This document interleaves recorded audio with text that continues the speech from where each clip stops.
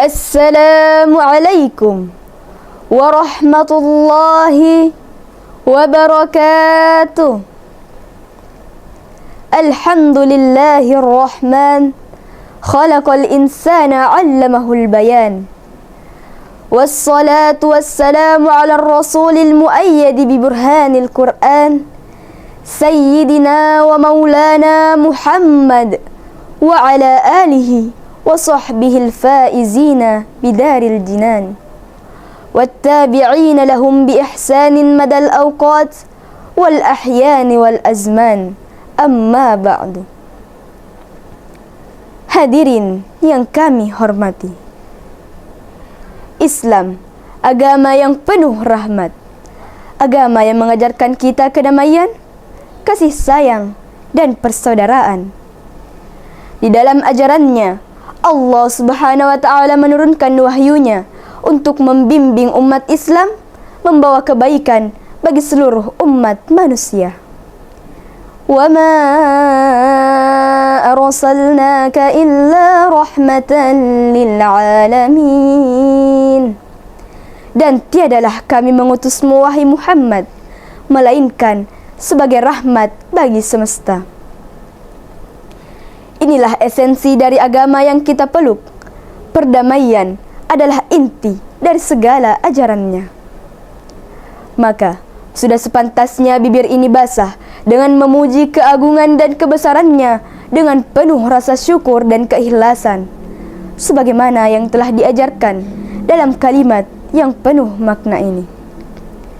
Subhanallah walhamdulillah wa la ilaha illallah wallahu akbar wa la hawla wa la quwwata illa billahil aliyyil azim. Betapa setiap huruf dalam kalimat ini adalah penghormatan terhadap Allah, Sang Pencipta yang tiada tandingannya. Segala puji hanya baginya yang mengatur segala sesuatu di dunia dengan kebijaksanaan dan kasih sayangnya yang tiada henti.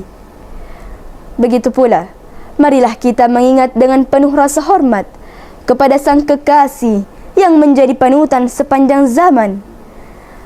Beliau adalah suri teladan sejati dalam segala kebaikan, penunjuk jalan keselamatan, penenang dalam kehampaan, dan penerang dalam kegelapan.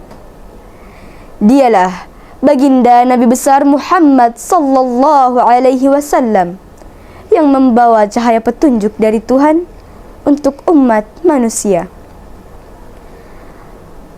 Allahumma salli wa sallim wa barik ala Sayyidina Muhammad wa ala alihi wa sahbihi. Semoga syafaat beliau senantiasa tercurahkan kepada kita fid dunya wal akhirah. Amin. Pada kesempatan ini, izinkan kami menyampaikan pidato yang sangat penting, yaitu tentang peran umat Islam dalam membangun perdamaian dunia. Saudaraku sekalian, dunia saat ini menghadapi berbagai tantangan besar, mulai dari konflik antar negara, ketegangan sosial, hingga ketidakadilan yang terjadi di berbagai penjuru dunia. Di tengah kondisi ini, umat Islam sebagai umat yang memiliki ajaran-ajaran mulia diharapkan dapat menjadi garda terdepan dalam membangun perdamaian dunia.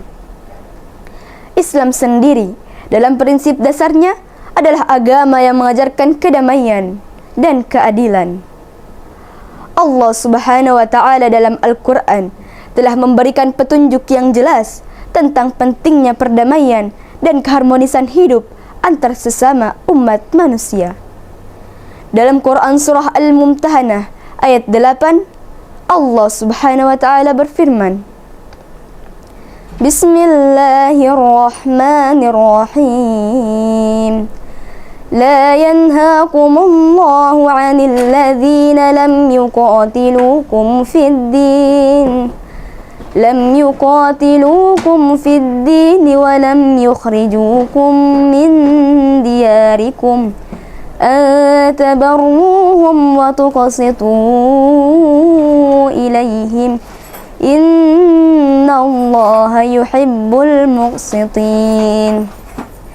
Allah tidak melarang kamu berbuat baik dan berlaku adil terhadap orang-orang yang tidak memerangimu karena agamamu dan tidak mengusirmu dari kampung halamanmu. Sesungguhnya Allah menyukai orang-orang yang berlaku adil. Quran Surah Al-Mumtahanah ayat 8. Ayat ini menunjukkan bahwa dalam Islam, perdamaian dan keadilan bukan hanya untuk sesama muslim, tetapi untuk semua umat manusia, tanpa memandang agama, suku, atau bangsa. Umat Islam diajarkan untuk berlaku adil kepada semua orang dan tidak ada ruang untuk kebencian atau kekerasan terhadap orang lain yang tidak membangun perdamaian. Saudaraku sekalian, Rasulullah sallallahu alaihi wasallam adalah teladan terbaik bagi kita dalam hal membangun perdamaian. Selama hidupnya, Rasulullah sallallahu alaihi wasallam selalu mengajarkan kita untuk menjaga hubungan baik antar sesama, untuk menghindari permusuhan, dan untuk selalu mencari jalan damai dalam menghadapi konflik. Dalam hadis yang diriwayatkan Imam Muslim, Rasulullah sallallahu alaihi wasallam bersabda, An Anas radhiyallahu anhu, anna an-nabiy sallallahu alaihi wasallam qala, La yu'minu ahadukum hatta yuhibbu li akhihi ma yuhibbu li nafsihi. Yang artinya, tidaklah beriman salah seorang di antara kamu sehingga ia mencintai saudaranya sebagaimana ia mencintai dirinya sendiri. Hadis riwayat Muslim, Ahmad, dan Nasai. Hadis ini mengajarkan kita tentang pentingnya kasih sayang dan empati terhadap sesama, baik sesama umat Islam maupun sesama umat manusia secara umum. Jika kita ingin hidup dalam perdamaian, kita harus menanamkan rasa cinta dan kasih terhadap orang lain sebagaimana kita mencintai diri kita sendiri. Hanya dengan demikian, kita dapat menciptakan dunia yang penuh perdamaian tanpa ada konflik atau kekerasan. Saudaraku yang kami hormati, umat Islam juga memiliki peran penting dalam menghilangkan ketidakadilan dan penindasan yang seringkali memicu konflik di dunia. Allah Subhanahu wa taala berfirman dalam Quran surah Al-Baqarah ayat 190 yang berbunyi, Bismillahirrahmanirrahim.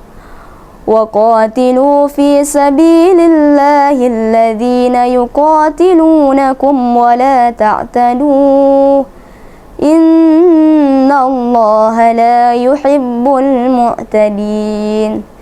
Yang artinya, dan perangilah di jalan Allah orang-orang yang memerangimu, tetapi janganlah melampaui batas. Sesungguhnya Allah tidak menyukai orang-orang yang melampaui batas. Quran Surah Al-Baqarah ayat 190. Ayat ini mengajarkan kita bahwa dalam Islam kita dapat menghadapi ketidakadilan, tetapi dengan batasan yang jelas, demi menegakkan kebenaran dan keadilan. Islam sangat menentang segala bentuk kekerasan yang tidak berdasar dan memerintahkan umatnya untuk tidak melampaui batas dalam perjuangan. Perdamaian dan keadilan harus tetap dijunjung tinggi, bahkan ketika menghadapi penindasan. Para hadirin yang kami hormati, sebagai umat yang dilahirkan dengan ajaran yang membawa rahmat bagi semesta, sudah menjadi kewajiban kita untuk berperan aktif dalam menciptakan kedamaian di dunia ini. Umat Islam harus menjadi penyebar kebaikan, bukan hanya di lingkungan sekitar, tetapi juga di tingkat global. Tugas kita adalah untuk mengajarkan nilai-nilai toleransi, penghormatan terhadap sesama, dan penyelesaian konflik secara damai. Sebagai contoh, pada perjanjian Hudaybiyah, Rasulullah Shallallahu Alaihi Wasallam menunjukkan betapa pentingnya menyelesaikan perselisihan dengan cara yang damai. Meskipun perjanjian tersebut tampak merugikan umat Islam pada saat itu, tetapi Rasulullah memilih untuk menempuh jalan perdamaian demi kestabilan dan persatuan umat. Ini adalah teladan bagi kita untuk selalu mencari solusi damai dalam menghadapi perbedaan dan konflik. Saudaraku sekalian, di era modern ini, peran umat Islam dalam membangun perdamaian semakin penting. Kita harus mengedukasi generasi muda kita tentang nilai-nilai Islam yang mendorong toleransi, kerjasama, dan perdamaian. Di tengah globalisasi, kita harus mampu mengatasi perbedaan dengan cara yang baik dan menghindari konflik yang hanya akan membawa kerusakan. Selain itu, umat Islam juga harus aktif dalam kerjasama internasional untuk menciptakan dunia yang lebih damai, baik dalam konteks politik, sosial, maupun ekonomi. Dengan semangat persatuan dan saling menghormati, umat Islam bisa memberikan kontribusi nyata dalam menciptakan perdamaian yang abadi. Marilah kita bersama-sama menegakkan ajaran Islam yang penuh kasih sayang, keadilan, dan perdamaian. Kita harus menjadi contoh bagi dunia dalam membangun harmoni dan kedamaian. Semoga Allah Subhanahu wa Ta'ala memberi kita kekuatan dan petunjuk untuk terus menjalankan peran kita dalam menciptakan dunia yang damai bagi seluruh umat manusia. Umat Islam memiliki peran mulia dalam membangun perdamaian dunia dengan menebarkan nilai-nilai kasih sayang, keadilan, dan saling menghormati. Karena sejatinya, perdamaian dimulai dari hati yang tulus dan tindakan yang mencerminkan ajaran Islam yang rahmatan lil alamin. Cukup sekian dari saya. Minallahil musta'an wa alaihi tiklan. Wassalamu alaikum warahmatullahi wabarakatuh.